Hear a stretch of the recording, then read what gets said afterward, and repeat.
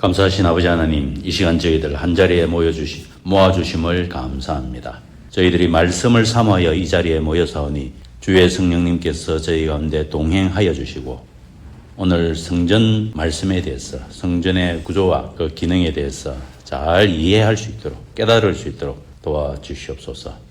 예수님 이름으로 기도합니다. 아멘. 2025년 4월 13일차 미래로 교회 목장 성경교사반입니다. 열왕기상 6장 말씀, 성전 건축의 의미 또는 성전 건물의 의미. 먼저 첫 박스를 보시면 성전의 골격 및 외부 공사 14절까지 외부 공사입니다. 그리고 15절부터는 내부 인테리어. 그래서 우리가 오늘 포인트는 성전은 지금까지 지구상에 없던 물건이 오늘 지금 탄생하는 거죠. 지금까지 없었던 그 건축물이 탄생되는데 오늘 전체적으로 보면 구조를 말하고 있습니다. 맨 뒤에 그 학자들의 연구한 건물을 사진으로 올려놨습니다. 이것을 보시면서 3차원적으로 이해를 하시고 깨닫는 것이 성경 읽을 때 많은 도움이 될 것입니다. 성전 공사를 개시한 것은 거기 연도가 나와 있습니다. 이집트 땅에서 나온 것은 1445년, 1446년 보통 이렇게 보고요. 그로부터 480년이 된 그해 이렇게 말하고 솔로몬을 기준으로는 즉위한 지 4년째 해서 거기 480년이 나와 있죠. 왜 480년인가? 광야 생활 40년, 가나안 정복 15년 혹은 16년 이렇게 보고요. 다음에 사사시대를 340년으로 봅니다. 그 다음에 사울 왕이 40년, 다윗 왕이 40년, 그 다음에 솔로몬 왕이 된 지 4년, 얘 다 더하면 480년이 나옵니다. BC 966년 2월 성전 건축 장소는 어딘가? 오늘날 그 성전이 서 있는 예루살렘 그 땅 이름을 과거에 아브라함 때 등장한 모리아산이다 이렇게 봅니다. 모리아산에서 이삭을 제물로 바친 그 땅이고 그 다음에 다윗이 인구 조사를 하다가 회개하고 제물을 드린 장소가 바로 이 장소입니다. 그때는 이름을 뭐라고 하는가 하면은 오르난의 다장마당 혹은 다른 이름으로 아라우나의 다장마당 이렇게 부릅니다. 같은 장소입니다.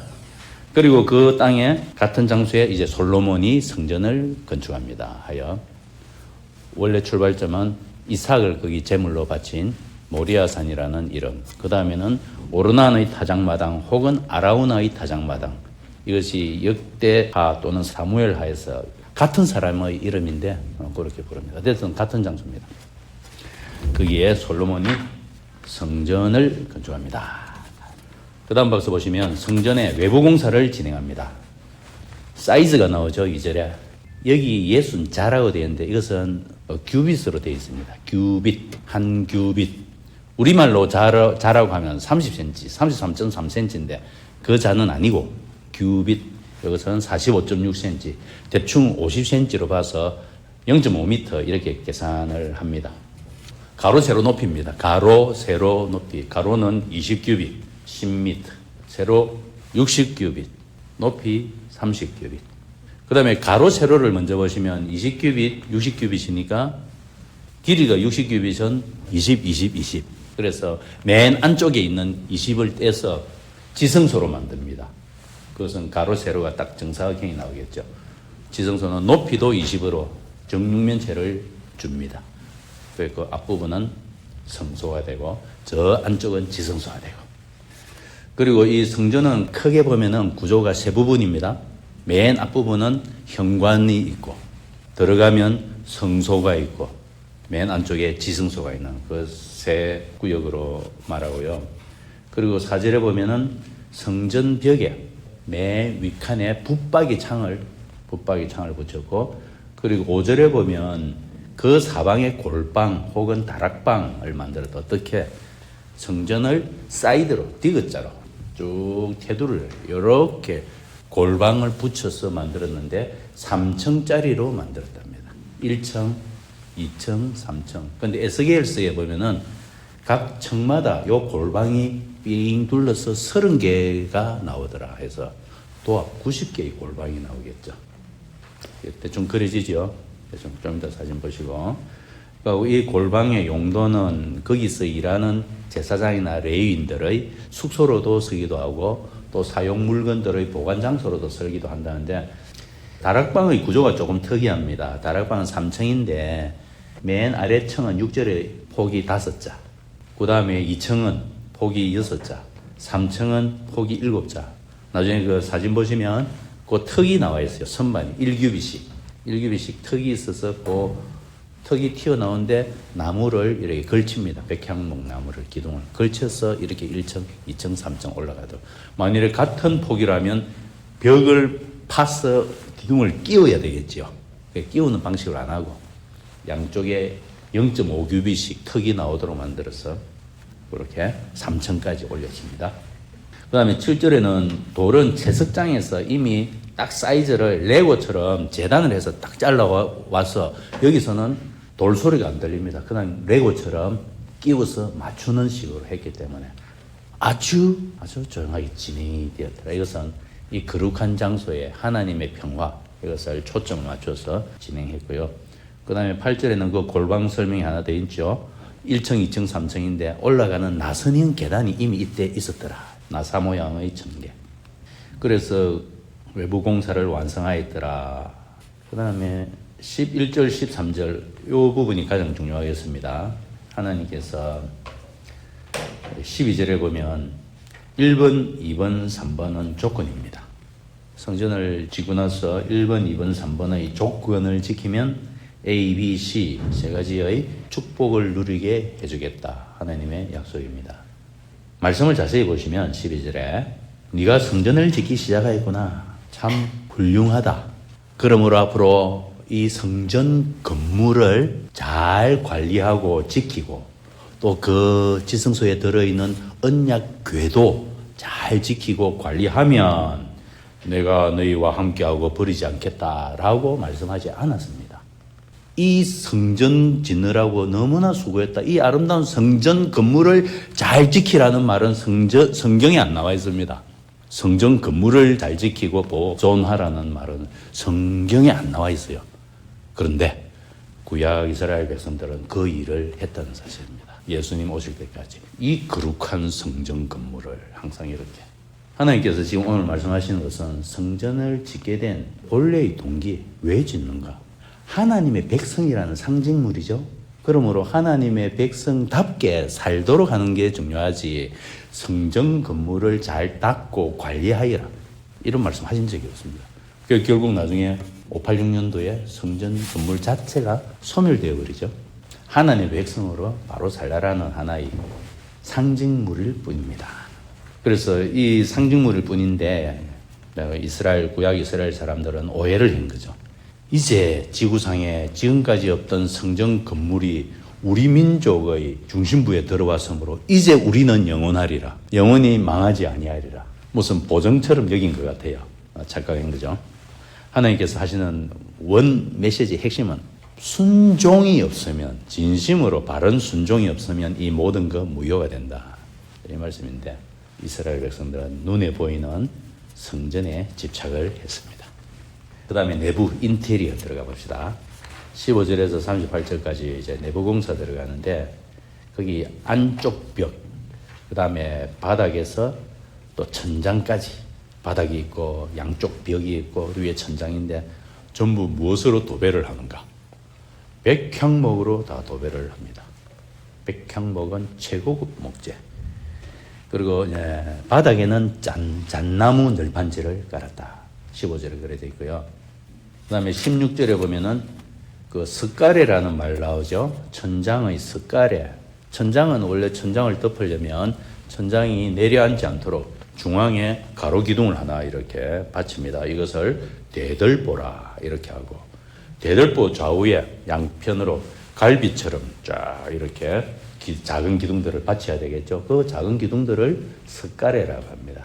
쉽게 말해서 작은 기둥들이라고 보면 됩니다. 같이 합력해서 천장을 받칩니다. 그 석가래까지 백향목 널빤지로 다 만들었고요. 16절에 보면은 성전의 내실 이꼴 지성소 맨 안쪽에 사이즈는 20규빗을 떼어줬습니다. 그 다음에 17절은 그 내실 바로 앞에 있는 나머지 40규빗 성전의 외실, 이것을 성소라고 하고, 40규빗, 40규빗이죠. 높이는 어떨까요? 높이는, 지성소는 높이는 20규빗, 위쪽 10규빗은 빈 공간으로 둔 것 같습니다. 그래서 지성소는 정육면체입니다. 정육면체 20규빗, 20규빗, 가로 세로 높이. 그 다음에 18절을 보면 벽 쪽에는 백향목으로 이렇게 도배를 했잖아요. 도배인데 그 백향목 전체에 조각을 새겼습니다. 호리병 모양의 박이나 활짝 핀 꽃 모양을 쫙 새겨가지고 아름답게 이렇게 새겼는데, 이 꽃을 새겼다는 것은 아름답다는 뜻도 있고 기쁨 이런 걸 표현하는 그런 내용이라고 합니다. 그 다음에 19절부터 보면은 그 성전 내부 내실을 이야기합니다. 그 내실은 지성소죠. 사이즈가 나오죠. 20, 20, 20 규빗으로 정육면체가 나오고 순금으로 완전 도배를 하고, 백향목 제단이 있다 했는데 성소에서 지성소로 들어가기 직전에 분향단이 있습니다. 그 분향단을 백향목 제단으로 만들었다 이렇게 봅니다. 그래서 이 분향단은 위치는 성소에 있지만 실제로는 지성소와 연계된 물건이라고 이렇게 말합니다. 그래서 지성소를 말할 때 이 분향단이 언급이 됩니다. 그래서 솔로몬은 21절에 성전 내부 전부 순금으로 다 입히고 금으로 입히고 빠진 곳이 없이 금을 입혔다. 그러면 사이즈가 크지 않습니까? 가로 세로 높이가 10m, 30m, 높이 15m면 우리 미래르교회 예배당만 합니까? 이거보다 조금 더 클 것 같아요. 여기를 금으로 도배를 다 하면 금이 얼마나 들어가는가? 금이 몇 톤이 들어갈 것인가? 그 내용이 나와 있어요. 역대상 22장에 보면 10만 달란트가, 다윗이 10만 달란트를 준비를 했고 솔로몬은 아마 더 썼을 것이다 이래 보는데, 1달란트는 34kg입니다. 그래서 10만 달란트는 총 3,400톤이 나와요. 전체가 금덩어리가 된 겁니다. 그런데 그렇게 엄청나게 쓰는 것을 솔로몬이 아까워하지 않고 이것은 진심으로 헌신을 한 것이다 이렇게 말합니다. 사람이 마음 가는 곳에 돈도 가고 금도 가지 않습니다. 지금 현재의 솔로몬은 그런 사람입니다. 자, 그 다음에는 지성소 안에 구조물 하나 더 말합니다. 그룹들 할 경우에 천사의 이름입니다. 그래서 두 그룹이 똑 닮은 그룹인데 그 사이즈는 25절, 26절, 키는 10자, 날개를 펴면 좌우 날개도 10자, 둘을 데려다 놔서 합치면 날개가 이쪽 끝에 저쪽까지 20자, 그러니까 지성소 안에 꽉 차죠. 오른편에서 저편까지. 높이는 반 정도 차고. 그 그룹, 두 그룹의 사이에 언약궤를 갖다 둔다. 그 안에도 28절에 금으로 입혔다. 그 다음에 지성소는 내실입니다. 내실의 벽과 외실의 벽도 금으로, 또 벽에는 꽃 모양으로 조각하고, 그 다음에 문을 답니다. 31절, 32절로 보면 지성소에 문을 달고 올리브 나무로 문을 두 짝을 달고 오각형으로 만들었다는 이 31절 끝부분은, 오각형이라는 것은 번역상 5분의 1, 문 사이즈를 5분의 1로 봅니다. 폭이 20규빗이었으니까 폭은 4규빗쯤 될 것이다. 4규빗은 2m 폭입니다. 2m의 폭 정도의 문을 만들었다. 여기도 새기고 금으로 입혔다. 그 다음에는 성소의 문. 좀 전에 본 것은 지성소의 문이죠. 그 다음에는 이제 성소의 문. 앞에 성소는 바깥에서 막 들어가는 그 문을 성소의 문이라고요. 그것은 또 사각형으로 만들었다. 33절 끝에 사각형이라기보다는 4분의 1일 것이다 이래 봅니다. 사이즈가 폭이 20규빗이니까 4분의 1은 5규빗, 2.5m 정도 폭으로 봅니다. 자, 그래서 본당의 외실은 성소를 말하고 또 금으로 입히고 꽃으로 새기고, 그리하여 맨 마지막 박스에 성전 안뜰을 말합니다. 이 성전 안뜰은 성전 건물 주위에 둘러진 마당을 말합니다. 특별히 앞부분이 더 넓지요. 그 마당은 제사장들의 작업들입니다. 제사장들이 여기에서 직무를 수행하고 제물을 죽이고 태우고 하는 그런 공간이고, 이 안뜰은 사이즈가 얼마나 될까 이렇게 볼 때 현재의 솔로몬 성전은 모세의 그 성막 광야의 성막 사이즈를 딱 2배로 확장한 사이즈거든요. 그러므로 모세의 그 광야 성막대 그 안뜰의 딱 2배 크기로 이렇게 계산을 합니다. 그래서 아마 가로 세로가 100규빗, 200규빗이 아닐까, 한 50m, 100m. 성전을 지었으니까 그 바깥에 울타리, 벽을 치는 겁니다. 36절 끝에 판자와 돌 새끼로 벽, 울타리를 말합니다. 울타리를 둘러치는 거죠. 그 안에 공간이 마당, 안뜰이 됩니다. 그래서 7년이 걸렸다. 38절에 7년. 마지막으로 사진을 보겠습니다. 먼저 맨 밑에 바닥 보이죠? 바닥에 제사장이 서 있습니다. 바닥. 그리고 바닥 옆에 보이는 그 안뜰에 조각이 다 보이죠. 그리고 그 안에 전체는 금으로 입혀져 있고, 그 다음에 안쪽 벽 맨 위쪽에 붙박이 창 있습니다. 붙박이 창 있고, 그리고 천장을 보시면 그 기둥들이 이렇게 보이죠. 이게 석가래, 백향목 석가래로 되어 있고요. 그 다음에 지성소 안쪽을 보세요.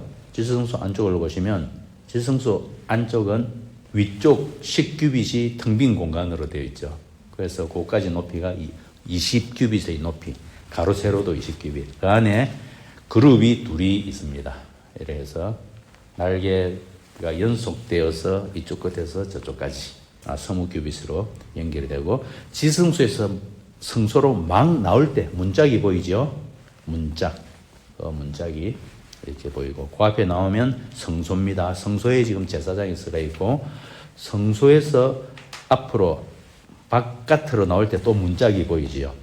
문짝 바로 앞에 2 기둥이 서 있습니다. 이것은 뭐 다음 시간에 나오겠지만 야긴과 보아스라는 거대한 2 녹기둥 보이고, 그 다음에 다락방을 보세요. 왼쪽을 보시면 1층, 2층, 3층 폭이 5규빗, 6규빗, 7규빗 폭이 이렇게 넓어지는데, 넓어지는 이유는 1규빗씩 양쪽에 반 규빗씩 만들어서 턱을, 선반을 만들어서 이렇게 백향목 석가래를 걸쳐서 이렇게 올라갔습니다.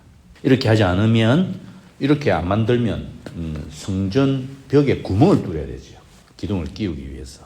그래서 그렇게 하지 아니하고 선반을 만들어서 이렇게 걸쳐서 올라갔고, 3층으로 구조가 되어 있고, 올라가는 것은 나사 모양의 청계로 올라가고, 이렇게 해서 디귿자형으로 뺑 둘러쳐져 있다. 각 층, 3층인데 각 층에 30개의 방이 있을 것이다. 이렇게 보고요.